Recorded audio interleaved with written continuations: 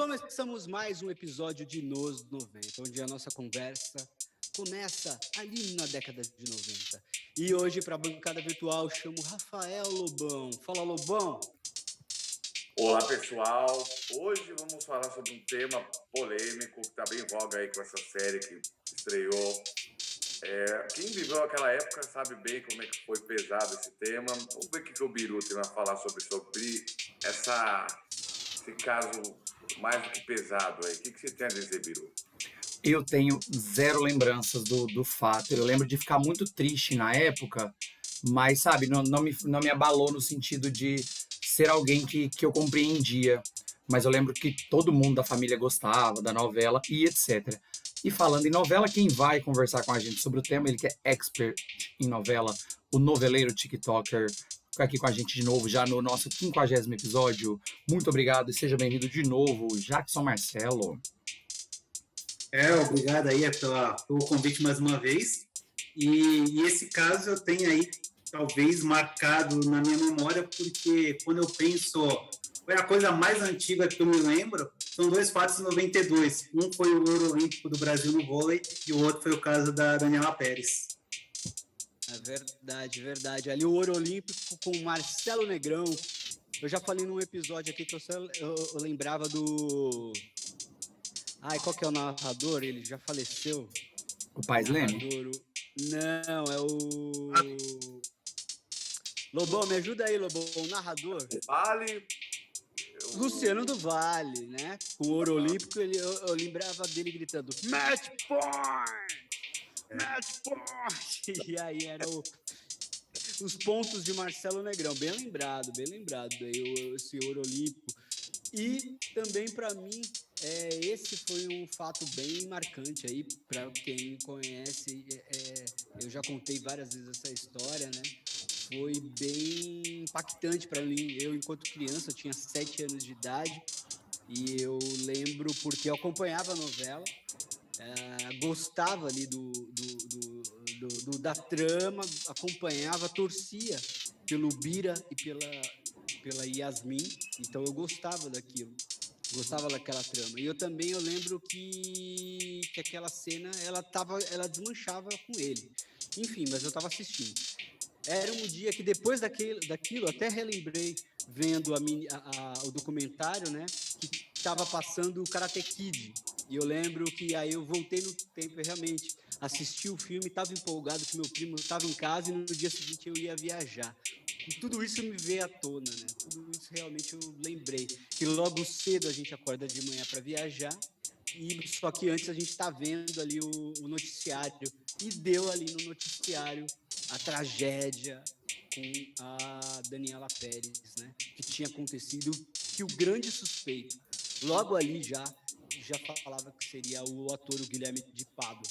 Então, para mim, acompanhando a minissérie agora, né, o documentário na HBO, eu revivi tudo isso enquanto criança e agora adulto.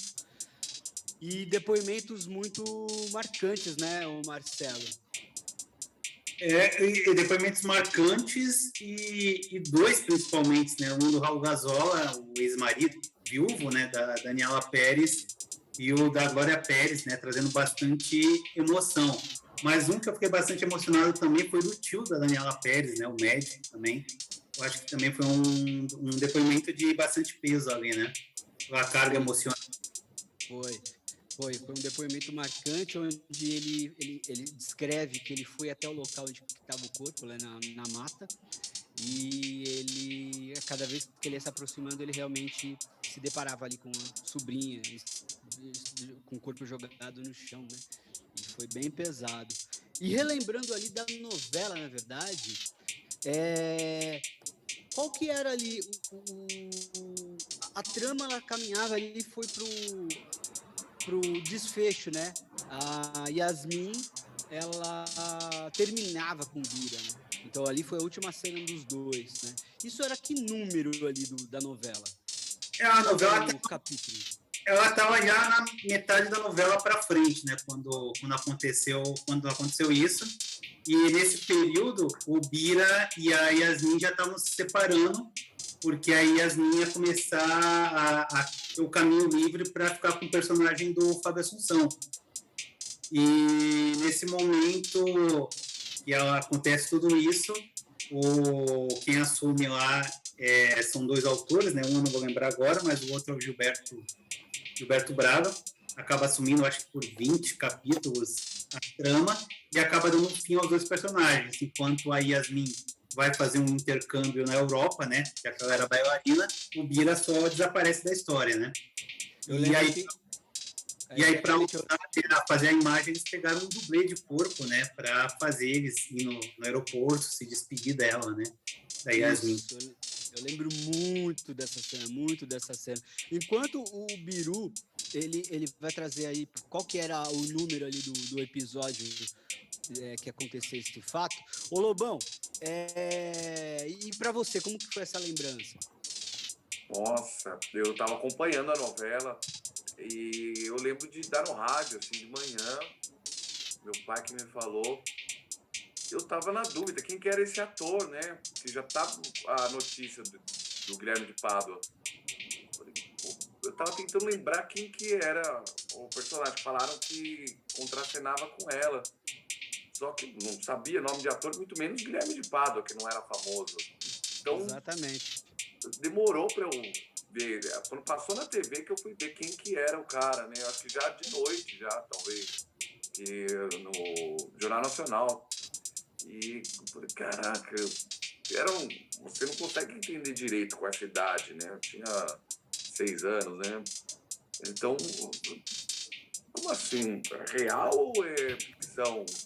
Até eu conseguir entender exatamente o que estava acontecendo, foi um choque.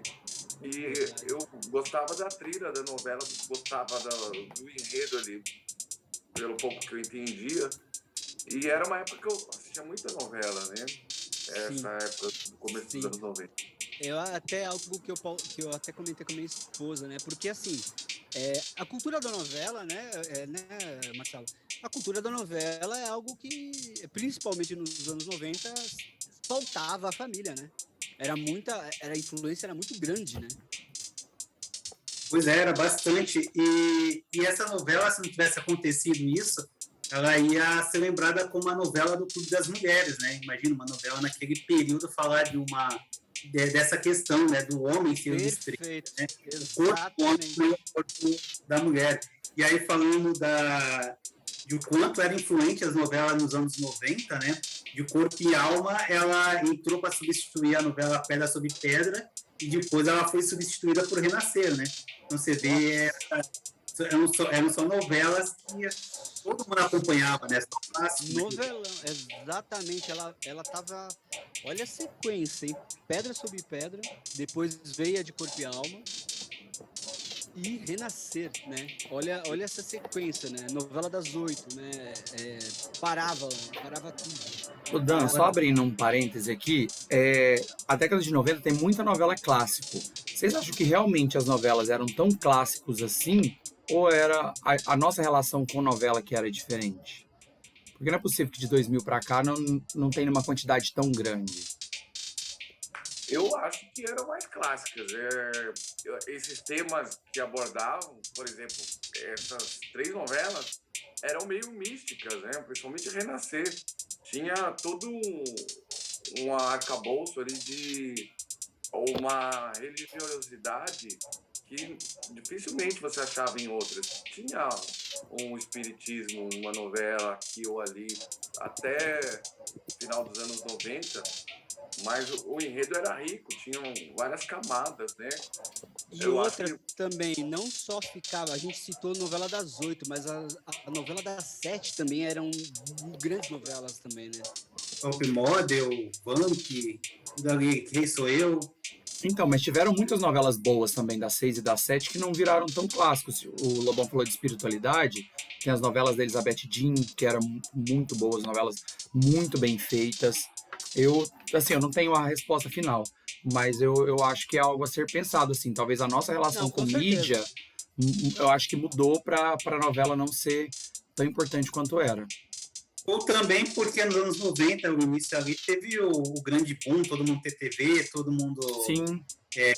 foi um outro comportamento também da sociedade, né? Saindo também da época da ditadura, então eu acho que teve mais liberdade, eu acho que também tem essa questão também, né? Os mercados se abrindo, as pessoas tendo mais condição de liquidez, isso também ajudou bastante, né? Porque quando a gente pega na sequência dos anos 90 ali, acho que de 87 pra frente, aí chega 89, estoura mesmo a novela, é só clássico atrás de clássico, assim, quando a gente pensa em novela das 8, novela das 7, e hoje em dia a gente não tem mais isso, mas eu realmente acho que os nossos costumes são um fato importante nisso. É algo realmente que é de se pensar, né? Será que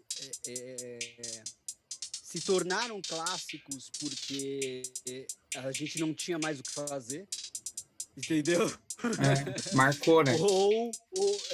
Entendeu? Ou não, ou eram realmente grandes enredos, grandes histórias e atores no seu auge, assim. A Avenida Brasil foi uma exceção, né, dentro das últimas, né? Sim. Que ela é considerada em algumas publicações como a melhor novela da história, né? Vencendo Vale Tudo e Rock Santeiro. Impossível. Então, anos 90, né? Por isso que João Emanuel Carneiro, desse jeito. Mas só voltando à pauta, Dan, eu não achei o capítulo exato, tá? Mas a novela estava entrando no 5º mês de exibição e ela teve 7 meses. Então eu achei que a novela estreou dia 3 de agosto e o capítulo, a data da morte foi no dia 28 de dezembro. E aí já no começo de janeiro, foi quando eles, na próxima semana de janeiro, eles já deram o final com o que já tinha gravado. Já deram uma encurtada também, né? Isso que eu ia perguntar até pro Marcelo. Quanto tempo, mais ou menos, tinha naquela época as novelas? O Biru falou que estava entrando no 5º mês, então tinha mais ou menos isso? 7 meses, 8 meses? Ela teve um total aí 185 capítulos, né? Então, meio que as novelas tinham por esse número, né? Eram bastante capítulos. Tanto que não tem nada a ver com esse tema, mas eu estava fazendo um vídeo agora da novela Um Anjo Caindo do Céu, e ela também tem essa volta aí de 180 capítulos, então era meio que corriqueiro ter essa quantidade, né? Se comparado com hoje, as novelas aí chegam a 120, 130, então caiu bastante. E até por isso as novelas antigas tinham tanta barriga, né? Aquela parte no meio que enrolava tanto, e aí dava para cortar bem, né? Eu vi aqui, ó, a novela anterior, que eu já esqueci o nome, teve 183 e a posterior teve Pedra sobre Pedra. E Renascer, 213. Então tá muito na faixa. Acho que não teve tanto encurtamento, não. Pensando que março também era a época que a Globo começava a estrear as coisas, né? Antigamente a gente tinha muito disso. Programas de verão, e março era quando voltava, porque era o aniversário da Globo. Então era a época de estrear a novela das 8 mesmo. Eu acho que, inclusive, isso até tira um pouco, já começando a falar do caso da morte, sobre o Guilherme de Pádua falar que ele estava sentindo que estava perdendo espaço ali. Eu acho isso muito estranho, porque a novela já estava mais da metade, né? Já caminhando para o final. Então, eu acho que isso aí tira um pouco essa pecha dele de dizer eu fiz porque estava sentindo que estava perdendo espaço ali. Talvez tenha alguma coisa a mais que a gente não saiba. Na série eu não assisti. Não sei se diz algo sobre esse caso ou porquê exatamente dele fazer isso, mas tem a coisa do ritual satânico também, né? Então, exatamente. Ainda com certeza vão abordar isso na série, mas voltando ali até para a novela mesmo. Bom, a novela também tinha essa trama, tinha o romance da Yasmin, mas também, como o Marcelo falou, tinha ali o Clube das Mulheres, que é uma música que quando toca, ela virou hino, né? Não tem como. Virou hino, né? Virou um puto no hit. Quem escuta já lembra do Clube das Mulheres. Pode até não lembrar da novela onde ela tocava, mas vai lembrar que essa música era do Clube das Mulheres, porque foi um grande sucesso, né? Se você quiser, eu posso fazer com a boca a musiquinha. Não, então tá, não vou fazer não. Essa música, ela... Não, inclusive, ela foi... Abriram, né, casa de Clube das Mulheres. São Paulo tem, né, inclusive, o Clube das Mulheres. Não tinha? Eu achei que era... Porque já existia. Olha, pelo menos isso... Olha, eu não sei dizer. Eu sei que pode ter sido um grande incentivo pós-novela. Não sei se tinha antes da novela. Mas é algo que tem até hoje, é o Clube das Mulheres. Eu sei que assim, a minha irmã foi muitos anos atrás, foi... Você vai expor sua irmã aqui? Despedida de solteiro, que a galera vai pra zoar, né, fazer uma farra, mas vai lá no Clube das Mulheres. Minha mãe já foi, inclusive. Vai, expõe sua família aí, Daniel. Eu vou expondo mesmo. E foi um grande sucesso. Era um outro ponto da novela ali que fez sucesso também. E também o Ed Johnson também foi um grande personagem ali, né? O Gótico. No Gótico, que era o amigo da Yasmin na novela, né? Os estavam sempre juntos ali. E fazendo essa quebra de paradigma, né? Já que o Gótico é sempre visto como uma pessoa violenta, agressiva, e o personagem dele era completamente oposto, né? Apaixonado pela arte, era mais sentimental. Então fez essa quebra de expectativa, né, dentro da trama. Eu vi aqui, o Clube das Mulheres é de 1990. Então ele veio antes da novela. Veio antes da novela. O Ed Johnson sendo um gótico já é uma coisa muito quebra de paradigma. Porque você nunca vai imaginar ele como um gótico. Mas ele já existia nessa época? Então, eu ia perguntar isso para o Marcelo. A gente sempre vai perguntar a mesma coisa, Daniel. Já teve algum... Ele já tinha feito alguma coisa, mas eu acho que ele não era tão relevante. Eu posso estar muito errado. O Ed Johnson? Eu acho que... É que ele tá aqui, ó. É que ele é desde a época da Tupi, né, o Ed Johnson. Eu tô vendo aqui, ó, ele já tinha feito Dancing Day, Veredas Tropical, Bambolê. Ele já tinha feito até Escolinha. Ele já tinha feito bastante trabalho, né, o Ed Johnson. Já era uma opção mais relevante, tanto que ele tem 60 anos, né? Parece ser jovem, mas é que o Ed Johnson, o Latino e o Neymar, eles nunca passam dos 17 anos, né? Tem essa questão aí. E aí eu pergunto, será que ele consegue os papéis porque ele é amigo de todo mundo? Porque é gente boa e tal, ou porque ele é um bom... Você não vai polemizar aqui não, Marcelo. Você não vai polemizar aqui não. Esse papel do Eric Johnson, eu vi já em um podcast que o Alexandre Frota, quem conseguiu esse papel para ele? Alexandre Frota, que era amigo do Raul Gazola, e faz as contas aí certinha, que você chega na resposta certa. Aí falou... pediu assim, eu preciso estar na novela das 8, eu preciso de um personagem, por favor, tal. E foi quando o Alexandre Frota negou o papel, que ele seria o Bira, né, na verdade. O papel do Bira foi escrito pro Alexandre Frota, e ele, em conversa, ele citou o nome do próprio Eric Johnson para algum personagem, entendeu? Eu não sei se ele indicou até para ser o Bira, mas era para ter na novela, que o Eric Johnson falou, poxa, tenta me colocar aí nessa trama aí da novela das 8. Vocês não acham estranho a gente viver num mundo que o Frota seria o protagonista da novela das 8 e negou? Negou porque ele não foi liberado, ele estava numa novela das 7. Então eu acho muito disputado.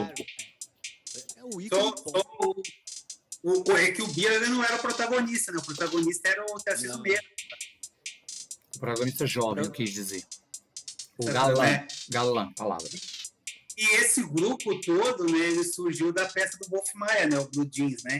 Aí tem o Fábio Assunção, Humberto Martins, Guilherme de Pádua, o Pedro Vasconcelos, o Maurício Matar, é tudo o mesmo grupo, né? Algum dia a gente falou do Pedro Vasconcelos aqui e eu deixei passar muito rápido. Depois eu lembrei que era por causa do Bambu Luar, que no episódio do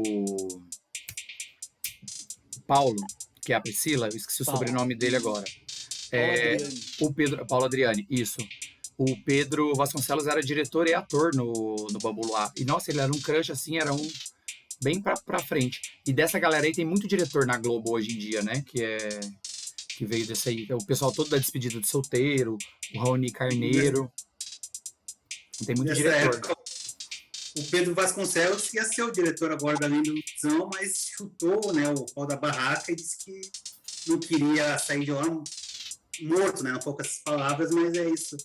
Que ele viu outros diretores, né, morrendo lá de estresse, tendo problema de saúde, ele largou a mão na novela e não quis saber, né, foi embora. E você acredita nessa história ou você acha que Glorinha ele tá lá na HBO Max com o Silvio de Abreu? Pois é, né? Agora, a expressão menor, né? Porque quando a gente entrar na pauta do documentário, a única coisa que eu tenho a acrescentar é por que Glória Pérez não fez esse trabalho na Globo? Por que esse documentário não é da Globo? Então, a Glória Pérez, ela, né, teve matérias já que por uma questão de linha editorial, porque a Glória Pérez não queria que o outro lado fosse ouvido, e aí eles nunca entraram nesse acordo, e aí a HBO decidiu só ouvir um lado, né, não ouvir o outro, porque a série é baseada nos autos, né, então não precisava ouvir o outro lado, até porque o outro lado sabe o que vai falar. Exato. Não fala, né? Porque as entrevistas que ele dá nesses programas chumbo grosso que ele vai, ele não fala nada com nada. Não fala nada com nada. Agora ele tá voltando a usar as redes sociais, falando, ainda bem que hoje tem redes sociais para eu poder me defender. Defender do quê, né, cara? E ele ganhou seguidores. E tem um livro dele, né, que é proibido de vender, mas tem no sebo, você encontra na internet. Alguém deve ter comprado na época antes da proibição. Com certeza. E aí, você lendo, eu não li o livro, eu li o resumo, né? E aí ele inventa uma história da cabeça dele, tipo, onde ele é o bonzinho, onde ele tem um casamento bom, que a mulher dele ama ele, e que a Daniela assediava ele. Então, tudo na questão da história do livro, né, pelo menos o resumo mostra isso. Ele era o cara santo e todo mundo fazia mal a ele, o diretor criticava ele, porque tinha ciúmes dele, o Fábio Assunção queria derrubar ele, por isso que ele ligou para, segundo ele telefonou para a Glória Pérez para Yasmin deixar o Bira e começar a se envolver com o personagem do Fábio Assunção. Então, nesse livro, ele é o santo e todo mundo é contra ele. Não, e outra, né? Pode dar. Todo mundo falando. Não, então, todo mundo falando. Ele pediu pro Bira se afastar da Yasmin, da personagem, para começar uma outra coisa, porque estava interferindo no casamento dele. Todo mundo relatou o quanto ele sofreu ali. Ele não conseguiu gravar direito ali aquela cena. Ele chorou muito, foi algo muito forte ali para ele. E é mentira atrás de mentira, e deu um palco pra isso, é fogo. É isso que eu ia falar, sobre o palco que dão pra esse cara. Porque, tipo, beleza, o diretor tava contra ele, o Fábio Assunção ligou pra não sei quem, não sei quem, não sei o quê. Beleza, amigo, a vida é assim, aprende a lidar e etc. Ele matou uma pessoa. Seja lá qual foi a razão, não é emprego, não é namoro, não é não sei o quê. Ele é um assassino confesso, já foi julgado e etc. Então, tipo, não tem como querer justificar esse crime por qualquer motivo que seja, dar palco pra esse cara pra ele ficar se fazendo de vítima. Tipo, nada bona, nada falar, então tá. Tipo, como se, o Fábio Assunção tava me perseguindo. Não, então pode. Tipo, não tem que ouvir, tem gente que tem que parar de ouvir. Aquela velha máxima, né? Bater palma pra louco. Exatamente. E ele continua com as loucuras dele, né? Ele teve um caso com, acho que uma ex-namorada ou esposa, que ele perseguiu a mulher, deu um bafafá danado, que ele começou a tentar arrombar a porta da casa da mulher, continua completamente surtado, né? E é perigoso até ele estar na rua. Tá. E daqui a pouco vai se eleger pelo PL em algum cargo aí. Teve agora, né, recentemente, deram espaço para a esposa dele, dizer que ele não matou ninguém, né? O cara é condenado, confesso, e ainda matou. Exatamente. Confesso. E a gente vai vendo, até do próprio documentário da HBO, né, Marcelo, e o quão absurdo os delegados, a polícia ali, né? Eu confesso ali na delegacia Porém, acabaram soltando ele por algum motivo, agora que eu não me lembro, algum motivo. Não, mas o cara confessou, né? Os atores indignados, né? Maurício Matário, Alexandre Frota indignados, mas como que soltou? O cara confessou. Confesso, foi solto, e aí tem a questão da esposa dele também, né? Que o outro delegado não quis prender ela, não quis chamar ela para depoimento. Então foi bem conturbado, né, aquela questão. Exatamente. E tudo isso, ali, o que me intrigou foi assim, porque sumiu uma bolsa, uma pochete da Daniela Pérez com $6.000, né? E ela tava na cena, foi levado, e só que o que deu a entender que foi esses $6.000 sumiram e foram distribuídos ali entre os policiais, quem estava acompanhando isso. Então, era algo que eles queriam desviar, eles queriam já fechar o caso, eles queriam alguma coisa para não voltar à tona esse assunto onde está os $6.000. Pois é. Que não é pelo dinheiro, né? Não é a questão do dinheiro ali, é por questão que, foi uma cena ali muito mexida, né? A cena do crime foi muito modificada, muitas coisas ali foram modificadas. E mesmo assim, muitas e muitas provas, né? Pois é, teve bastante, né? E aí o mais engraçado é que se não houvesse, naquele momento, vamos dizer, um fofoqueiro, né? Que foi e depois voltou para ver o carro, aquilo ali talvez nunca teria sido descoberto, né? Ou porque pela forma que a polícia encontrou dificuldades, né? Mesmo estando tudo na mão, imagina se aquele cara não tivesse voltado para anotar a placa, se isso teria acontecido, né? Mas de repente a curiosidade dele ou alguma coisa que fez ele voltar, né? Já que não tem um depoimento dele porque ele morreu. Exatamente. Mas voltado, que seria esse caso, né? Logo após a cena que foi gravada ali com a Daniela Pérez e com o Guilherme de Pádua, eles saem ali do Tainacon, onde eles filmaram, né? E são abordados ali por algumas crianças, fãs que tiraram fotos, né? E eu tava vendo na própria série que foram atrás, né? E essas crianças, hoje adultas, né? Falaram como que foi esse dia, né? Esse dia falaram que a Daniela tava... Nenhum dos dois foram simpáticos, mas a Daniela se via que era por alguma irritação, alguma preocupação que ela tava. Ela não estava à vontade, olhava muito para o lado, tudo.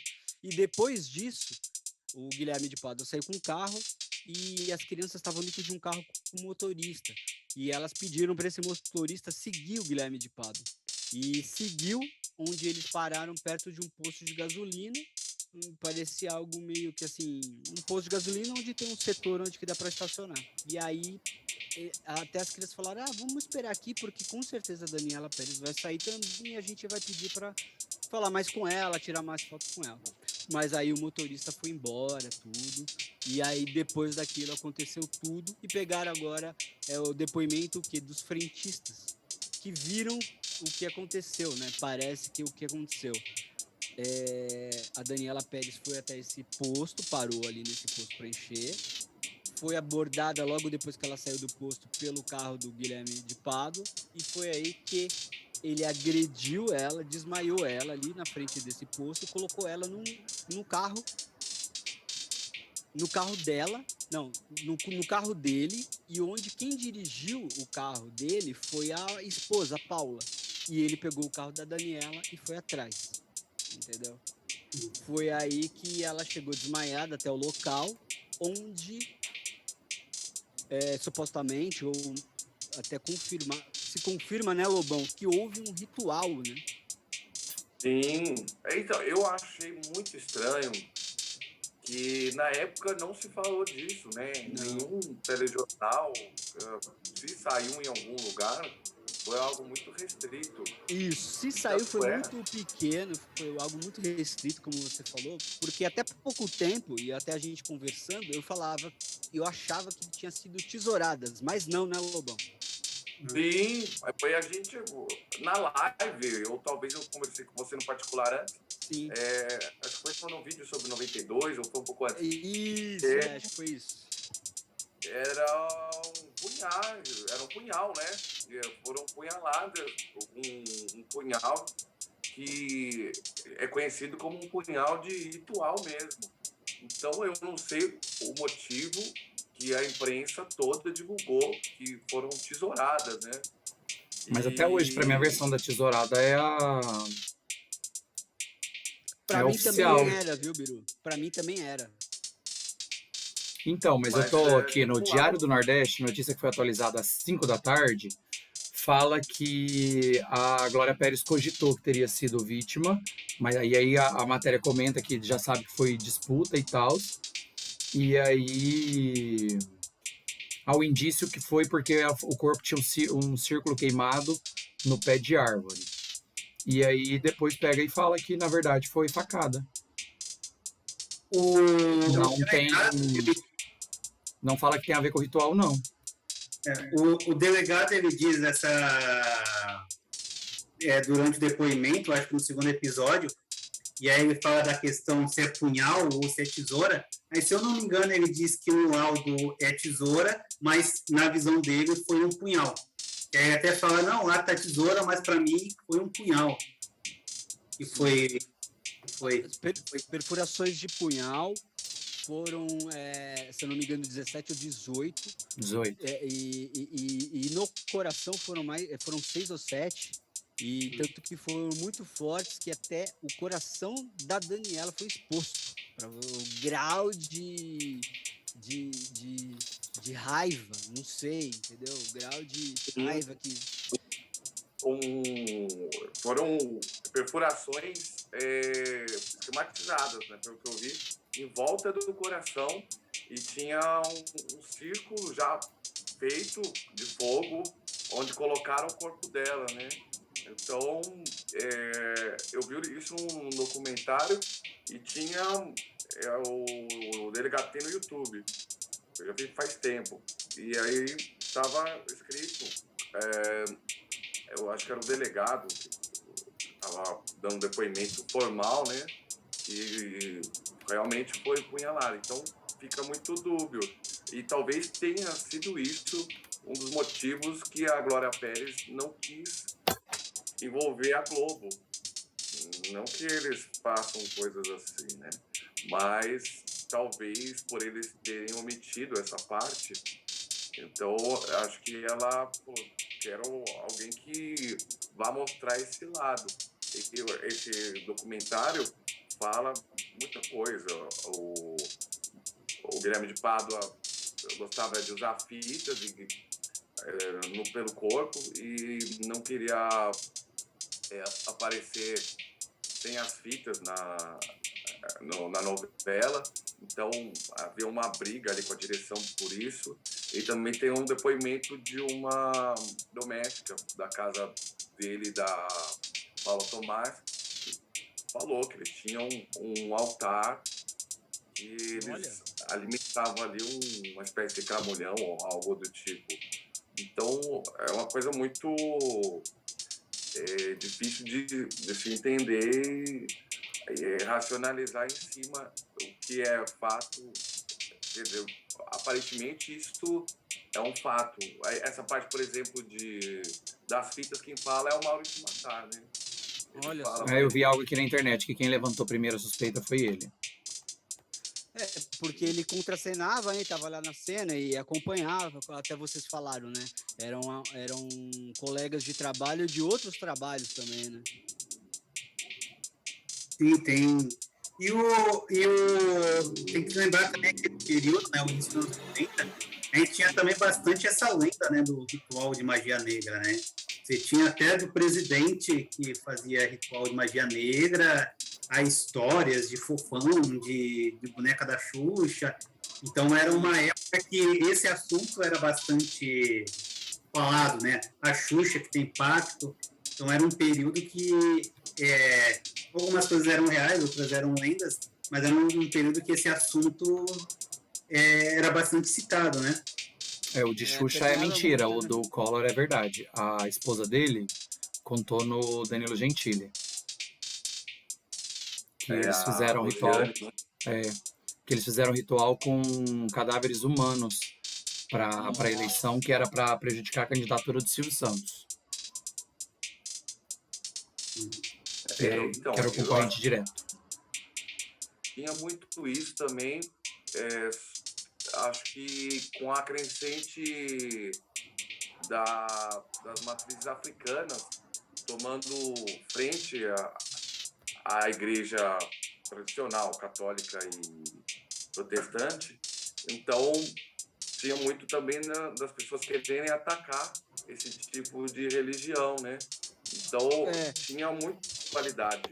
Calma, não vamos misturar as coisas aqui para a gente não ser cancelado. Uma coisa é uma coisa, outra coisa é outra coisa. As matrizes africanas existem no Brasil desde sempre, as religiões. Na Bahia mesmo, o sincretismo religioso bomba desde sempre. Novelas na Globo, isso é uma coisa. Rituais satânicos e magia negra é outra história que não tem a ver com essa matriz e com a religião desejando o mal de alguém. Pelo amor de Deus. Absolutamente. O que eu ia falar com relação ao casal, só aproveitando também, é que eles eram um casal, né? Paula Tomás e o Guilherme de Pádua, um casal, né? Que tinha uma peculiaridade que era, ele tatuou no órgão genital, no pênis dele, o nome, né? E diz que... Pode falar. Não, eu ia falar porque a tatuagem que tá escrito no diminutivo, Paulinha. Imagina o tamanho da tatuagem, não era Paula, né? Era Paulinha. Chega a ser bizarro, né, isso, né? E ela também tinha o nome dele no diminutivo na virilha. Olha aqui. Guilherminho, Paulinha, é muito, né? Guilherminho e Paulinha. Paulinha. Mas quando tava mole, só tava escrito Paula. Aí... Segue, desculpa, não convém. Aí vai embora. Frota falando que... Frota, Fábio Assunção, que ele queria mostrar para todo mundo a tatuagem. Ninguém queria. Isso, no depoimento, até falando, olha, eu tenho uma tatuagem, né? Querendo provar, querendo, assim, forçar algo que, assim, olha, eu amo realmente a minha esposa, eu não queria nada, né? Eu acho que o Guilherme de Pádua foi muito nessa, não, eu amo a minha esposa, eu tava zelando pelo meu casamento, então eu realmente estava sofrendo um tipo de assédio, então não tem como eu ter assediado a Daniela por nada. Eu queria zelar pelo meu casamento, então eu fui influenciado. Eu fui nessa, tentando colocar a culpa na vítima, né? Colocar a culpa na vítima. Não, como que ela vai se defender, né? Não tem o que fazer, não tem o que falar, né? E foi muito por essa onda, né? E o documentário mostra muito isso, né? A gente vê ali também nele, né? Como foi tudo muito rápido também para saber quem... primeiro nome suspeito, né? Desde de quando surgiu o fato poxa, Daniela Pérez morreu, a madrugada toda. E como eu disse, eu vi a novela, assisti um filme depois, dormi 6 horas da manhã, já estava lá na notícia na Globo, falando que o principal suspeito era o Guilherme de Pádua. E a gente vê no próprio documentário falando, eu só posso... ele não pode saber que ele é uma das vítimas, porque senão ele não vai poder ser preso em flagrante, né? Ele vai tentar fugir, vai fazer alguma coisa. Então, às 6 horas da manhã, o policial fala para Glória Pérez, né? Eu estarei lá na casa dele. E foi isso que aconteceu, né? E eu fico imaginando, será que ele não imaginou que a casa dele ia cair, né? Porque ele usou uma fitinha, né, para modificar a placa, né? Mas todo o carro era o mesmo, era tudo mesmo, só uma diferença. Exatamente, e foi exatamente assim que o próprio delegado falou. Qual que era? Porque ele viu que o carro foi modificado. A placa tinha lá, né, uma fita. Então ele pegou a lista dos atores, né, que frequentavam ali aquele espaço, e cada ator deu a sua placa. Então ele foi passando nome por nome. Quando ele chegou em Guilherme de Pádua e a placa, se eu não me engano, era U, e ele colocou uma fitinha para CU. Aí falou, bom, é aqui mesmo, Guilherme de Pádua. E foi ligando uma coisa com a outra, e foi muito fácil, foi muito rápido, na verdade. Foi fácil, rápido ali, e depois ele acabou entregando a esposa dele também, né? De forma rápida e prática ali. Foi. Psicopata, né? Acabou, acabou entregando e foi muito rápido, e foi também assim muito a gente vendo os relatos, né, de tudo que aconteceu, como foi impactante ali a cena do velório dela, né? Quantas e quantas pessoas ali, né? Nossa. E isso era uma A própria... época que não tinha nem rede social, né? Então as pessoas Não. não era para registrar, era para ver ali e tal, e criar toda aquele tanto de gente, né? E hoje em dia eu acho que se tivesse uma comoção daquela, não sei se até seria uma falta de respeito, né, com os familiares que estavam lá, né? Porque muita gente estava lá pela cidade, né? Tava lá pela graça ali, eu teve uma cena ali, aparecer na TV ou ver, porque era uma reunião de muitos atores. Era a novela das 8 ali, né? Tava em peso lá, a novela das 8 em peso tava lá. Tem uma cena que tem um corredor assim de atores passando depois de enterrar a Daniela Pérez, e aí um corredor com todos os populares assim passando a mão, tal, tipo, sem noção nenhuma, né? Mas até pelo que deu para ver, pela humildade ali, né, das pessoas, né? Ali não estavam associando ali, que eles queriam ver o ator, né, a atriz ali. Tanto que tem aquela cena que tá o Alexandre Frota e o Maurício Matar, que estava meio que segurando a população, quando eles foram no prédio onde o de Pada podia estar, e aí eles foram lá, pediu para o povo parar. Se fosse hoje em dia, era como se fosse, sei lá, o Jesuíta Barbosa e o José Loreto, são os dois estão no novela das 8 tentando acalmar o público. Então, era um festival. Exatamente isso.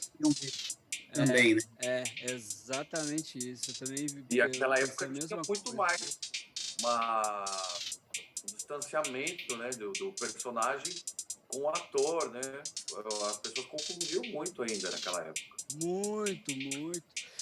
Tanto que, assim, quando aconteceu o fato, né, eu falei, caramba, eu não posso acreditar, não é o Bira, não é o Bira. Pra mim era o Bira. E Yasmin, pra mim, na minha cabeça, não pode ser o Bira. Fiquei indignado, não é seu Bira. Vão descobrir, foi outra coisa que aconteceu, não foi o Bira. E a imprensa, assim, noticiou muito e divulgou muito detalhes, né? Muitos detalhes, assim. Tanto que a gente até...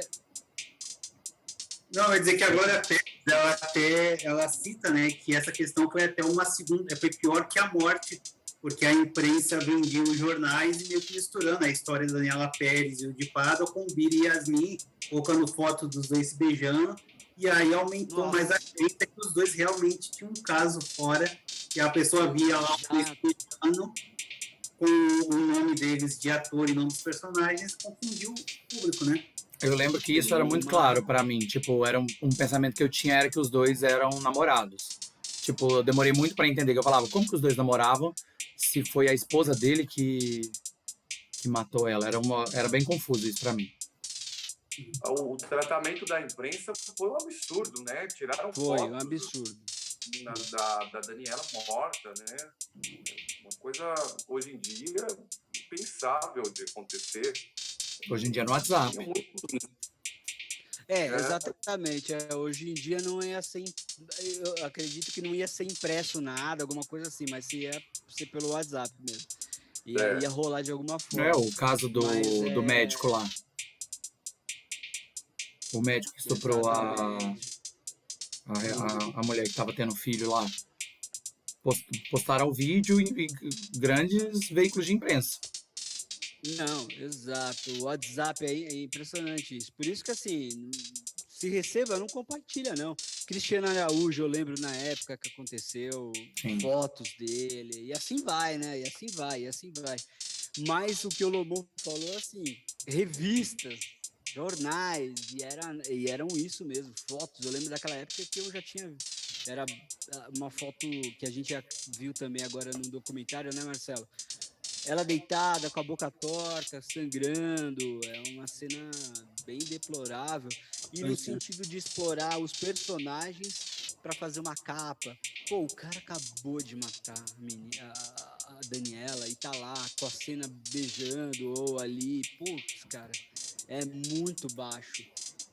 Muito baixo. Esse tipo de coisa eu acho que não sei se teria. Não sei. Também não vou a gravar. falta de. Porque o WhatsApp, né? É difícil você ter bom senso de pessoas comuns, mas pessoas comuns. Só que a imprensa, você passa por um jornalista, passa por um editor, pela edição-chefe, até chegar. Passa por muitas coisas, até assim, ó, aprovado, vai para a banca. Mas a mídia de massa hoje em dia é controlada por pessoas que não são jornalistas, que querem mídia a qualquer custo. Os jornais mais vistos, fora o Jornal Nacional, é claro, é tudo jornal pinga-sangue, é tudo umas coisas assim, nada a ver. Por gente, tem um Dudu Camargo, um Marco Brasil, Marco Brasil não, é outra pessoa, Alguém Brasil, Marcão do Povo, tô perdido. Mas é esse cara aí do SBT, o que chamou a Ludmilla de macaca e o SBT contratou. Então é muito isso, então não tem como esperar muita coisa desse povo. Feio o negócio. E a gente vê ali também no documentário, né, Marcelo, assim, o depoimento até hoje, assim, do próprio Raul Gazola, né? Parece que, caramba, não, lógico que foi marcante na vida dele e tudo, mas parece que ele relatando, parece que é atual, né? Uma coisa que, cara, acabou de acontecer. E ele fala, ele chora, ele fala, quando ele ficou sabendo a notícia, né? De que tudo aconteceu, a revolta dele, que ele falou, eu queria mastigar o pescoço daquele cara. Eu queria sentir o sangue dele, assim, ele queria uma sede de vingança que, cara, totalmente compreensível, né? O cara veio falar comigo, o cara me abraçou, o cara teve essa pachorra ainda de vir falar comigo, de falar que pode contar com ele. Nossa, é uma cena de arrepiar. Muitas vezes, assim, sabe? Caramba, meu, senti na pele ali a emoção ali que ele conseguiu transbordar. Tudo que ele viveu naquele momento, de alguma forma, ele reviveu dando aquele depoimento, né? E ele já tinha alguns meses antes, algumas semanas, ele tinha ido no outro podcast lá do Inteligência, e ele já tinha dado alguns depoimentos, e lá ele também ficou bastante emocionado, já tinha chorado, e mesmo falando que não poderia contar algumas coisas, até porque para não dar spoilers por causa do documentário, né? E ali ele já tinha ficado bastante emocionado. Ele até conta, né? Ele contou ali, é uma história antiga, e eu deve ter contado também no documentário, que ele chegou num grupo falar para eles, ó, se você quiser a gente pode matar o Guilherme de Pádua. E se não me engano ele já estava preso, não me lembro, não me lembro se eram os bandidos que estavam presos ou era a polícia, mas ele chegou a ter esse poder de poder matar ele.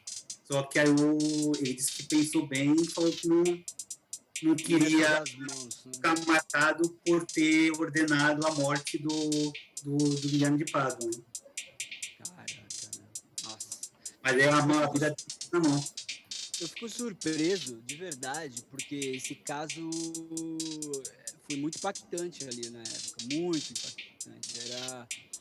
Era aquilo... Olha, eu acho que o Brasil só esqueceu um pouco ali com uma outra, que aí foi em 94 com o Senna.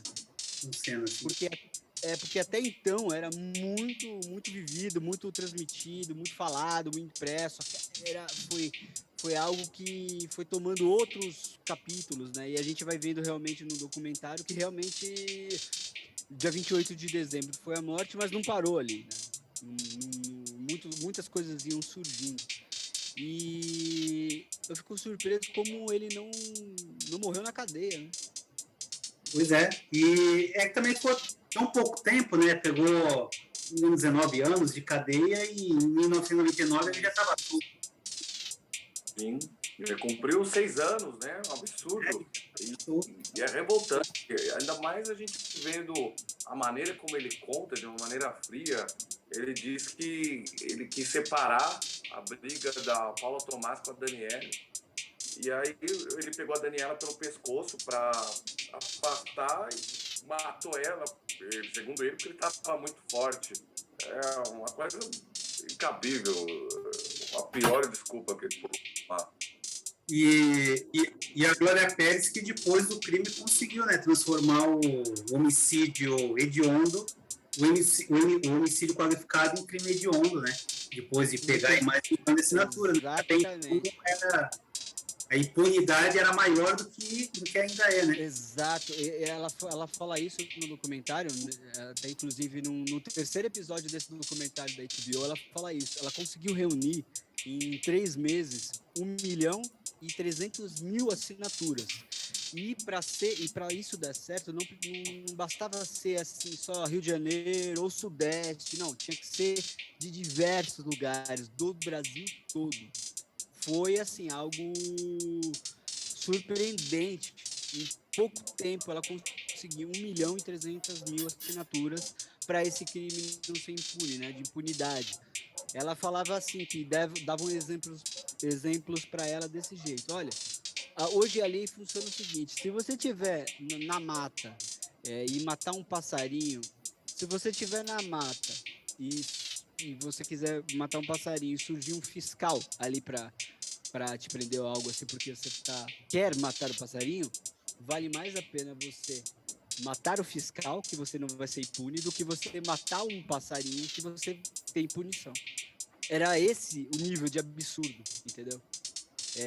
Tinha punição para você matar um passarinho, claro, nunca é bom matar um passarinho, mas do que você matar um ser humano, uma pessoa. Então, a partir disso, e foi a Glória Pérez ainda com outro caso na época, que era uma mãe que tinha perdido ali no começo daquele mesmo mês de dezembro de 92, uma criança que foi raptada e foi queimada viva. É o caso da menina Miriam. E foi naquele mesmo ano e no começo do mês de dezembro. Então elas duas elas foram atrás disso e conseguiram recolher. E a partir daquele momento, isso também assim, foi em 92, mas ela só conseguiu assinatura, deu tudo certo em 94, maio de 94 essa lei mudou, por conta dessa toda movimentação. Sendo a primeira lei uma lei popular, né, sendo aprovada pelo Congresso, né? Foi. Difícil, né, conseguir, né? E ela fala que assim, foi algo que assim, eles chegaram numa sexta-feira e na segunda-feira eles iam entrar de recesso, e aí eles entrando de recesso, toda aquela 1.300.000 assinaturas não ia valer de mais nada. Então tinha que ser na sexta-feira. E quando eles chegaram, ali os políticos eles tinham que ficar para votação. E a partir do momento que eles chegaram e falaram que ia ter essa votação por conta da impunidade, todos foram saindo de fininho. Foi aí quando alguém lá da bancada, lá que estava presidiando a bancada, colocou como um assunto urgente, urgentíssimo. Que aí foi que deu certo, graças a ele, que ele, por conta ele viu o grau que estava, né, o recolhimento de mais de 1.300.000 assinaturas, a comoção ali do presente, que estavam artistas, não por serem artistas, mas eram muitas pessoas ali em Brasília. E aí deu certo, em maio de 94. Então, para você ver, como eu te falei, como se arrastou, né? E aí você vê como é difícil a questão da assinatura, né? Você vê recentemente do Bolsonaro, que ele tentou pegar as assinaturas para o partido dele, eram só 492.000, só em comparação com o número da Glória Pérez, mas ele só conseguiu 183.000 assinaturas. Isso a gente está falando de agora, né? 2020, 2021, onde as pessoas podem se comunicar, é mais fácil de conseguir, né? A informação está aí. E a Glória Pérez conseguiu lá atrás, né? Um número muito superior. Então você vê que é um trabalho duro e difícil, né?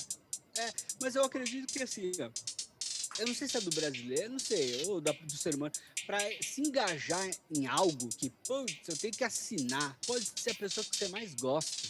Mas você fala, poxa, eu tenho que pegar para assinar, vai dar muito trabalho. E às vezes a coisa mais simples, né? A coisa mais simples. Às vezes, hoje em dia, até assinatura eletrônica, olha, você clicou, sei lá, enfim, alguma coisa do tipo, é um sistema muito mais fácil, mas ainda é algo bem difícil, né? E olha que ele acabou de se eleger, né? Foi logo depois, né? Acho que Logo depois, 18, logo depois, né? não conseguiu, sei lá, 1% dos eleitores dele, né? Então você vê o quanto a dificuldade, né? Tem tanta gente por trás trabalhando junto, marketing, tudo, e mesmo assim não conseguiu nem chegar perto do número que ele precisava. Imagina chegar nessa quantidade que a Glória Pérez conseguiu lá atrás, né? Não, é verdade. E foi um assunto que a gente também viu ali no documentário e também na época, se a gente foi um assunto que assim foi repercussão no Brasil e no mundo, né? No mundo. Foi Estados Unidos, Europa, na América Latina, porque era a Glória Pérez que estava escrevendo a novela, escreveu ali para a própria filha, né? As cenas onde na trama ela se envolvia com esse personagem que era ali o ator, era o Guilherme de Pádua que estava naquele personagem, naquela trama. É algo bem de ficção, na verdade, né? E algumas pessoas até questionaram, poxa, mas Guilherme de Pádua, da onde vocês encontraram esse cara aí que ele faz uma cena, né, perturbado, que vai matar o cara? E aí, em várias entrevistas, né, inclusive tem no documentário, a Glória Pérez fala, ele tinha um certificado, foi autorizado ali de teatro e estava cadastrado na Globo. Então não tem o que fazer. Na entrevista com ela no Jô, o Jô questiona ela, né? Sim, e aí ela era artista, fez escola de teatro do Wolf Maia.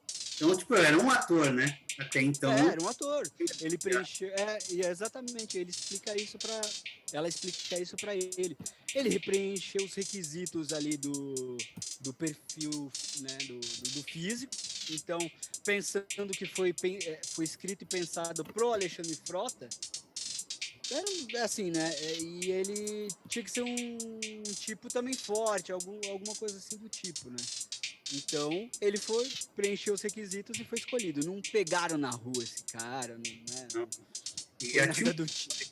Tanto que junto com eles, né, tinha Vendo Wolf Maia, tinha outros, né, que a gente tinha falado, Fábio Assunção, Humberto Martins. Exato. Então, mais caras que vieram tinha o mesmo currículo que o dele, né? Sim, e ela até cita, ele também já fez outras participações em novelas, não era do nada. Claro que agora era uma participação, né? Ele tinha um personagem no horário nobre e que a trama dava muito destaque para ele. Mas como você falou, vamos relembrar também o elenco, vamos relembrar um pouquinho dessa história aí do De Corpo e Alma, ô Marcelo? Sim. Como que era o elenco? Como que era a trama, assim, só para... A trama principal, ela falava sobre doação de órgãos, né? E no caso, no início da novela, o protagonista, que é o Diogo, que era feito pelo Tarcísio Meira, e ele era casado, tinha um filho e tal, e ele acaba se envolvendo com a personagem deixa eu pegar aqui o nome, eu não vou lembrar o nome dela, se não me engano era Antônia, algo assim, que era da Bruna Lombardi, que era amante dele, né? O Diogo era um juiz, tinha família, e aí ele decide ir embora do país com a amante. Só que aí quando ele vai embora, ele desiste da ideia porque ele pensa, minha mulher está aqui, meu filho está aqui, eu não posso abandonar eles, mesmo que nosso casamento seja de fachada. E aí a amante fica completamente chateada e porque ela está sozinha. E aí eles têm uma briga, tem uma discussão, e quando ela vai embora, ela acaba batendo o carro e morrendo. E aí o coração dela é transplantado para o personagem da Paloma, da Cristiane Oliveira. E essa personagem é a irmã da Yasmin na novela, né? Eu vi Desculpa. Eu vi um TikTok que mostra a Cristiane Oliveira conversando com a Yasmin, mas a Yasmin tá no quarto. Já é uma gravação sem a atriz. É bem pesado isso. E aí o coração da amante fica no coração da Cristiane Oliveira, né? Da Paloma. E o Diogo, então, ele decide conquistar o coração da Paloma, porque na cabeça dele, o coração do grande amor dele está batendo ali. Então ele acredita, né? Lembra que tinha aquela lenda, né? Que o coração de uma pessoa está no outro, então meio que a pessoa está naquele corpo. Sim. E aí ele acaba se envolvendo com a personagem da Cristiane Oliveira.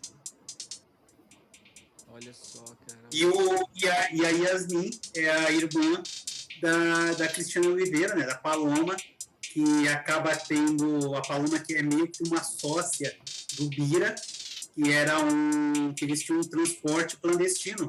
Ele era um ônibus clandestino, porque a família da Yasmin e da Paloma tinham dinheiro, eles tinham uma transportadora, só que aí eles acabam arrumando uma confusão lá, que ela acaba perdendo dinheiro, eles acabam ficando pobres, e eles acabam encontrando essa forma, através do transporte, né, clandestino, de conseguir o dinheiro. E é aí que o Bira entra na vida da Yasmin, né? Ele era um anti-herói, né? Então, ele era um motorista clandestino, apesar que a trama estava mostrando, né? A dificuldade, né? Que esse tipo de pessoas tinham na época, até hoje, né? De trabalhar de forma clandestina. Que não quer dizer que são criminosos, né? São só trabalhando. E eu lembro que o casal ali, né? O affair entre a Yasmin e o Bira foi bem aceito ali, né? Todo mundo torcia ali pelo casal, né? E aí tem a questão do Bira ser o cara meio machistão, que queria mandar na mulher e tal. E aí falar da questão do papel do Bira, dele ser machista. E hoje você vê novelas com esse tipo de personagem, né? Você vê agora o Juliano Casarré sempre faz esse tipo de papel, o cara machista. O Malvino Salvador também é o típico fazer esse tipo de papel, do cara machista que manda na mulher, não sei o quê, que fala mais alto. Então já é meio que clichê em novelas, né? Ter esse tipo de personagem como o Bira, e o Bira era mais um desse tipo de personagem criado, né? Me incomoda esse estilo de machista em novela, porque eles dão um alívio cômico, que a pessoa até tem um sotaque de como se ele fosse mais ignorante, alguma coisa assim, como se o cara não fosse um otário só porque ele é machista mesmo. Tipo, tinha que ter um machista, o galã da novela machista, alguma coisa assim, porque acaba que as pessoas dão licença poética pro machista, que é aquele, ele foi criado assim, olha a cultura dele, não sei o quê, e já tá na hora, né? Não passarão. Não, é verdade, mas seria algo interessante, né? Um galã machista. Já deve ter tido alguém aí, agora eu não lembro. Mas sempre é isso, deve, tipo, é um chucrão. Não, deve, tipo, é só o perfil ali, Malvino Salvador, o Juliano Casarré. Ele faz esse personagem, né? É o mesmo personagem. Todas as novelas são assim. Uma vez eu comentei que o Juliano Casarré, que eu não achava o Juliano Casarré um ator qualquer coisa, me falaram, nossa, ele é muito bom. Mas pra mim ele faz a mesma coisa. Aí parece que o muito bom é porque ele é muito diferente daquilo que ele faz. Então, eu acho assim, eu até tava reparando nisso, eu gosto das tiradas dele que parece natural. E, assim, as tiradas dele, assim, inclusive algumas... Teve até cena recente, ele falando com a Zefa, que a Bruaca tava dando mole pra ele, e ele nem aí. Eu acho a espontaneidade dele legal, assim, boa, diferente, ele sai, assim. Mas é sempre, né, desde... Não vamos confundir com a pessoa não. Com o personagem, né? Não, pelo amor de Deus, até porque a gente fosse a pessoa, vamos lembrar que ele não queria tomar vacina. Né? Enfim, mas eu acho ok. Mas só voltando pro de Corpial, pra novela, ela estava numa audiência boa ali? Tava numa audiência boa, né? Tava ali, todas as novelas praticamente, né, da Globo tinham boas audiências. Ela terminou com uma média, se não me engano, de 55 pontos no Ibope. Então, mas apesar que naquele momento, né, a Globo meio que dominava, né? Não tinha como ser diferente. Já que naquele período, imagina, nos anos 90, 8h30 da noite, o pessoal estava em casa vendo novela para ir dormir depois e trabalhar no outro dia, né? Exato. O povo não saía à noite, o povo dormia logo depois da novela. Então, era o programa do povo brasileiro. Era rotina. Eu até comentei isso com a minha esposa e eu falei, eu lembro da novela, eu lembro, assim, como que era, eu lembro como que foi que eu falei, eu assisti a novela, depois assisti um filme que passou da Globo, inclusive eu vi no documentário, era Karate Kid, então realmente eu assisti, fui dormir tarde, porque no dia estava meu primo em casa, no dia seguinte a gente ia viajar, e realmente era essa programação, assistir o filme, assistir a novela, e depois a pessoa ia fazer qualquer outra coisa, porque era os anos 90, pensa só, início ainda dos anos 90. A nossa vida era pautada pela programação da TV. Eu vou chegar em casa antes da novela das 6, depois da novela das 6, vou sair depois da novela das 8. Era meio que, né? Era pautada isso. Eu fui essa pessoa até ter serviço de streaming. Eu era muito assim. Ó, tô com a audiência detalhada aqui da novela.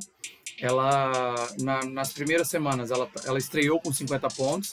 Depois ela abaixou pouco, mas pouca coisa, quase nos 50, de 47 acima. E aí, logo em seguida, ela já foi para cima de 50 pontos, assim, tranquilamente. E aí, ela só cai na semana da morte, mas é uma coincidência porque é semana de Natal e Ano Novo. Perfeito. Então, quando volta já depois em janeiro, ela sempre está acima dos 50 pontos com folga. E a última semana, a média da última semana foi 59,5. Então, foi um final muito aguardado. E aí no final teve uma homenagem aí, um vídeo de homenagem para Daniela, que mostra diversas cenas, diversos momentos dela com um poema escrito pela Glória Pérez. Então muita gente também queria ver o final para ver essa homenagem. Sim, perfeito. E aí eu até tava com isso na cabeça, nossa, né? Uma atriz faleceu na novela, tal, claro. Poxa, como que fica a cabeça de todo mundo, né? Como vai continuar a trama, né? Mas eu lembrei de outro caso que foi o ator, né? Domingos, né? Domingos Montanher. Do Domingos Montanher, que faleceu e a novela teve a continuidade, tudo. É que quando ele morreu já estava gravado, né? Já estava gravado. A maioria das cenas já estavam gravadas, então já foi mais fácil, né? Só teve aquela adaptação que eu acho, se eu não me engano, ele casou e aí colocaram a imagem de primeira pessoa, né? Sim. Ele falando, cara. Ele falando. Que como aconteceu com o Lauro Corona, que também morreu durante a novela, e só que ele acabou dando tempo dele se despedir na trama, né? Ele ia embora para a Europa, se não me engano. Aí na última cena ele entra dentro de um carro, um dia de chuva. Isso. E aí ele começa um poema e ele andando no carro, assim, uma imagem bem triste, e aí um mês depois ele acaba vindo a falecer, né? É uma morte meio que programada. Foi, verdade. Aconteceu isso no Desperate Housewives, que é um seriado americano. Meio que já estavam aguardando a morte da atriz, porque a atriz também estava com câncer, e aí ela morreu quase que na semana que foi ao ar o episódio da morte dela. É bem triste o texto. Qual que era a personagem? Era a senhora McCluskey. Era uma das... Não, ela era uma velhinha vizinha. Você assistiu Desperate Housewives, Daniel? Eu assisti a primeira temporada na Rede TV. Ah, não. A senhora... Esse aí você assistiu também, Dona de Casa Desesperadas. A senhora McCluskey entra na terceira temporada. Ah, tá. Não, ela é uma senhora que tem o corpo do marido. Eu devo ter assistido até a segunda temporada. Eu assisti. A Rede TV, se eu não me engano, passou até a terceira. É uma velhinha muito bonitinha que ela tinha o corpo do marido no freezer, porque ela não podia contar que ele morreu, porque senão ela perdia a aposentadoria dele. Sei. Então ela vai até a 8ª temporada, ela é muito boa. Olha aí, né? Casos como esse, né? Que se perde no meio da trama ali uma personagem. Você se lembra, além desse que a gente relembrou aqui, outro caso, assim? Alguma outra novela? O Jardel Filho, né? Que morreu, teve um ataque cardíaco, faltando 20 capítulos para a novela acabar. Ele tava Era a novela Sol de Verão, do Manuel Carlos. E ele era um dos protagonistas, ele teve um ataque cardíaco e morreu. Aí, como faltava 20 capítulos, eles inventaram que ele tinha que viajar, e ele viajou. E assim a novela continuou sendo um dos protagonistas da trama, né? Caramba. Eu lembro da pessoa... O ator ser substituído, né? Principalmente série americana, às vezes eles substituem sem falar nada, né? No México tem muito disso, né? Tem do Maluco no Pedaço, né? A tia dele sai, do nada aparece uma outra atriz fazendo a mesma personagem, como se nada tivesse acontecido. Exatamente. Hoje eu conversei com a Camila Capucci, que ela fez a Confissões de Adolescente, e ela substituiu a Débora Seco, porque foi fazer Vira-Lata, né? E ela pegou a segunda temporada de Confissões de Adolescente e substituiu uma personagem que já, né, já tinha ganho o público, queridinha do público e tal, substituiu, aí é a Carol e vai embora, não deu detalhes, não deu nada, e ela falou que o Daniel Filho falou isso pra ela, falou, olha, nos Estados Unidos é muito comum acontecer isso, assim, um ator tem que sair, ou pega um outro projeto, ou enfim, acontece alguma coisa, e você pega o personagem já andando e vai embora. Olha, eu achei aqui que o Luiz Carlos Tourinho, eu não lembrava que ele estava no ar quando ele morreu, mas ele estava na novela Desejo Proibido, e teve aos 43 anos. O Sérgio Cardoso, né, quando ele morreu, ele também estava fazendo uma novela, só que aí eles substituíram ele, né? Eles substituíram aqui pelo Leonardo Vilar. Acabou entrando no lugar dele quando o Sérgio Cardoso fez, né? O Sérgio Cardoso, que na época era uma máquina, né? Ele terminava uma novela e já começava outra, uma atrás da outra. E aí ele acabou morrendo. O Leonardo Vilar acabou assumindo, né, o papel dele. E quem faleceu também foi Nair Belo, mas aí o personagem dela não entrou na novela. Ele chegou a gravar, ela gravou algumas cenas, aí como ela acabou sendo internada, foi substituída, e aí não foi por lá. No Pé na Jaca, que é uma novela que Marcela adora, Pé na Jaca, Bang Bang e Adjacências. Fala aí, Bolou. Fala aí. Eu queria saber do Marcelo se ele acha que de Corpo e Alma se tornaria um clássico se essa tragédia não tivesse acontecido. Boa pergunta, porque até perguntei da audiência, como que tava, né? O enredo era bom? Era audiência ou realmente tava nessa pegada? Pois é. A gente pega uma novela parecida, né? E foi a segunda da Glória Pérez, logo depois do Corpo e Alma, foi Explode Coração, né? Que é outra novela que todo mundo se lembra, né? Então eu acredito que estaria ali mais ou menos no mesmo nível. E a gente, é difícil, né, dizer, né, como seria, né, já que ela foi muito marcada, né, quando se fala de Corpo e Alma, todo mundo já se remete à novela da morte da Daniela Pérez, né, ninguém se lembra da história, até porque você não via muito no video show, você não via se falar muito dessa trama. E é até curioso falar disso, é que hoje saiu no site Na Telinha, hoje não, uns 2 dias atrás, ele desvendou um dos grandes boatos que se espalharam pela internet, que é da novela nunca ter sido reprisada. E tem um boato que a Glória Pérez teria proibido passar aqui, né? E segundo o site Na Telinha, isso não é verdade. Não existe essa proibição da Glória Pérez. Ela nunca chegou a dizer, pelo menos documentar isso. Tanto que a novela foi vendida para diversos países, então o problema é esse, né? A Globo já comercializou a novela, foi reprisada em Portugal, e aí o site Na Telinha buscou alguns documentos, e aí ele encontrou que em 2000 a Globo, primeiro porque a novela não podia reprisar por questão do horário, né? A classificação de novela só poderia passar depois das 8. Aí, nos anos 2000, a Globo pediu a liberação, junto ao Ministério da Justiça, da novela de Corpo e Alma, Corpo a Corpo, A Próxima Vítima, Rock Santeiro e Explode Coração. Então, ela tinha a intenção de reprisar. Sim. Só não foi reprisado, né, segundo essa matéria do site Da Telinha, porque a Globo decidiu primeiro pôr A Próxima Vítima e acabou não agradando o público, né? Teve baixa audiência. Aí Rock Santeiro também foi outro fracasso. Então a Globo meio que viu que aquelas novelas não estavam muito pesadas para o horário, e aí a Globo decidiu não reprisar. Só que o site Na Telinha também diz, né, mostra algumas outras questões, né? Primeiro porque seria muito difícil editar a novela cortando as cenas do Bira, porque ele era uma peça fundamental dentro da... E aí, como que o público ia reagir, né? Vendo o Bira ali. O assassino. Então, nesse artigo, eles colocam muito mais uma rejeição do público do que propriamente uma proibição da Glória Pérez. que não existe de forma documental. Então, eu acho que foi muito mais um bom senso da Globo de nunca ter reprisado do que propriamente uma proibição da Glória Pérez. E aí, como acabou se tornando um boato na internet, todo mundo acredita que foi a Glória Pérez que proibiu, né, de passar. Sim.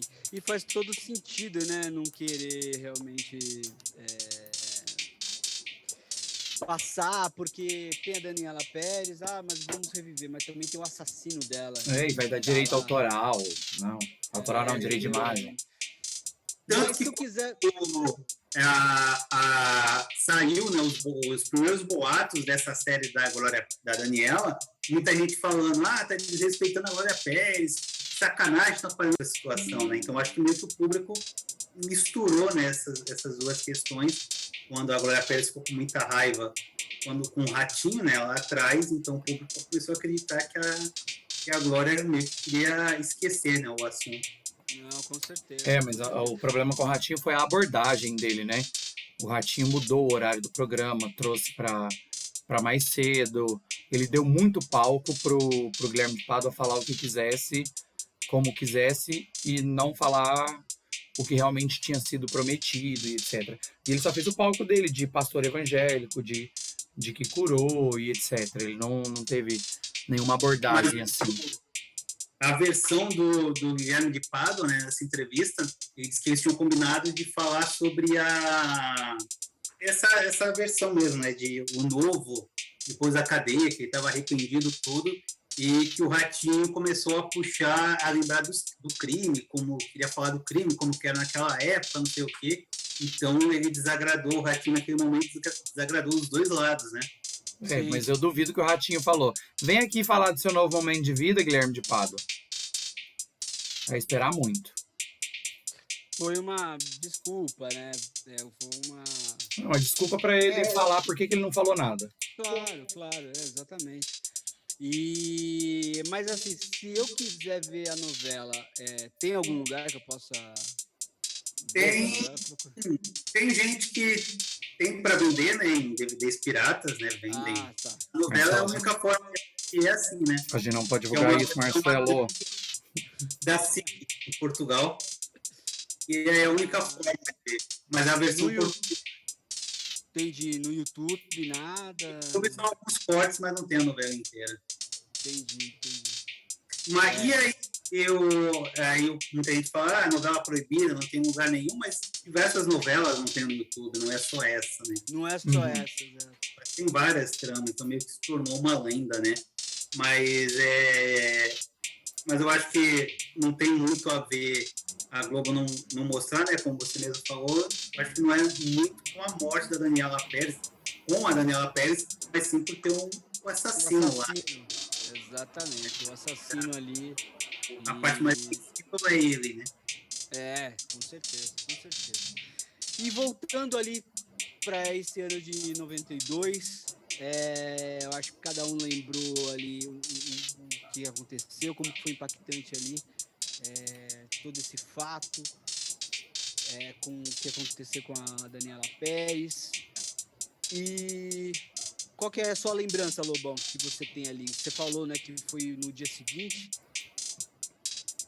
A minha lembrança do caso foi do dia seguinte, e lembro do Guilherme sendo preso na cadeia, dando depoimento, assim, coisa estranhíssima. Eu acho que quando a gente pensa no caso, eu pelo menos penso na cobertura da imprensa, né? Uma cobertura totalmente equivocada. Hoje em dia, pelo que a gente constatou, não teria, de uma forma formal, essa cobertura mais do que escatológica, né? Não, E Marcelo, e você? O que você lembra ali também? Além das manchetes. O que ele me marca bastante, porque foi no aniversário da minha irmã, então era uma data que a gente sempre lembrava que era justamente esse dia, né? E aí, falando da imprensa, a gente tem que lembrar que no momento era o auge do programa Aqui Agora, né, do SBT. Então, Aqui Agora deitou e rolou no assunto, né? Tinha Aqui Agora, notícias populares, né? Então essa questão ficou bastante marcante na época, né? Os jornais e tudo que acontecia. Revistas de fofoca, né? Então, ali era o momento, né? Ali o início dos anos 90. Fico imaginando se o Gugu já fosse Gugu, né? O que seria... Domingo Legal. O espetáculo ia rolar, né? E aí eu fico imaginando, hoje com as redes sociais, se fosse hoje, eu fico imaginando que ia ter gente culpando, como teve na época, só que não tinha voz, culpando a Daniela Pérez, comprando a versão, né, do com toda certeza. Toda certeza. Eu vi ontem, a Calabresa saiu da Globo, né? E aí o Merlin postou uma asneira lá. E aí, muita gente comentando, como que ainda dá palco pra esse cara, como que ainda dá palco pra esse cara, mas muitos comentários de uns caras assim, depois do caso do Johnny Depp, eu não acuso mais ninguém, e não sei o que, não sei o que. Tipo, muito. Ia ter gente falando. Até esses dias estão, vamos longe, ó, o marido da Maria da Penha, já tem gente querendo inocentar ele. Sim, exatamente. Já vi um vídeo dele, né, falando, sentando com ele, tipo, ele falando... ele foi recebido por alguém importante no Planalto. Foi. Não lembro. E é só você ficar no Google que você tem um processo ali e você vê toda... Não, é fogo, nossa. E Biru, e pra você, como que foi? Você já falou um pouquinho, né? Foi algo... muito noticiado ali para você. Então, assim, eu tenho a lembrança que minha prima tinha um porta-retrato com uma foto da Daniela, e aí eu lembro que era alguém que a gente gostava muito, aí eu até descobri esses tempos atrás que chama isso de Santinho, que a gente gostava muito dela, e lembro dessa tristeza de falar que ela morreu, e toda a história do Guilherme de Pádua, mas não tenho lembrança da cobertura, eu tenho mais lembrança de ver os adultos conversarem sobre, por causa dessa foto, seria o gatilho, sabe? Sei. É meio que isso. Como eu abri já falando, para mim foi bem impactante mesmo, e eu lembro do dia que aconteceu todo esse fato, porque era ali uma novela das 8, parou o Brasil realmente, e a trama, né? A mãe escreveu a personagem da filha, e escreveu o personagem do assassino, então é um enredo que o noticiário realmente se esbaldou depois. E para uma criança de 7 anos foi bem impactante isso. Eu sonhava com aquilo, entendeu? Com a tragédia, foi bem impactante. E a música dela também, eu lembro que eu não podia nem escutar. E era junto a música dela da novela, não podia nem e para ver o peso, né, que foi isso, tinha 2 momentos ali que estavam marcando, né, rodeando aquela data. Que uma era o final do ano, né, Natal e Réveillon, então datas importantes, e no dia 29 que foi a renúncia do Collor, né? Então, foi abafada até por isso. Foi abafado pelo caso da Daniela Pérez, né? Então você vê que o quanto repercutiu, mesmo tendo 2 datas importantes, mais importantes do nosso calendário, e um presidente da República renunciando, né? Renunciando, escândalo, o cara renunciou. E mesmo assim, foi tão impactante, tão absurdo, que o que você falou foi abafado ali pelo caso. Mas chegamos aí na nossa reta final. Muito obrigado, Rafael Lobão. Obrigado. Muito obrigado, Biru. Muito obrigado, Marcelo, mais uma vez aí, por fazer parte aí da nossa bancada virtual, falando sobre novelas e também sobre esse fato que aconteceu ali com uma personagem de uma grande novela ali dos anos 90, né? Pois é, agora quero ver, né, na verdade, os últimos 3 capítulos, né, dessa história da HBO, relembrar um pouco mais da trama e ver como vai ficar, né? E também, né, agradecer o convite e quando precisar, só chamar. Pode deixar que a gente vai chamar, você já faz parte aqui da nossa bancada virtual. Vale muito a pena ver esse documentário aí da HBO, da Daniela Pérez. Aconteceu foi um grande fato que marcou ali a década e que foi muito bem produzido. Você sente realmente a emoção ali da mãe, do viúvo, né, do Gazola, dos amigos, dos primos, dos tios, dos mais próximos ali, que vivenciaram tudo isso. E hoje a gente termina esse episódio. Muito obrigado para você que ficou até aqui. Nos siga nas redes sociais e fui!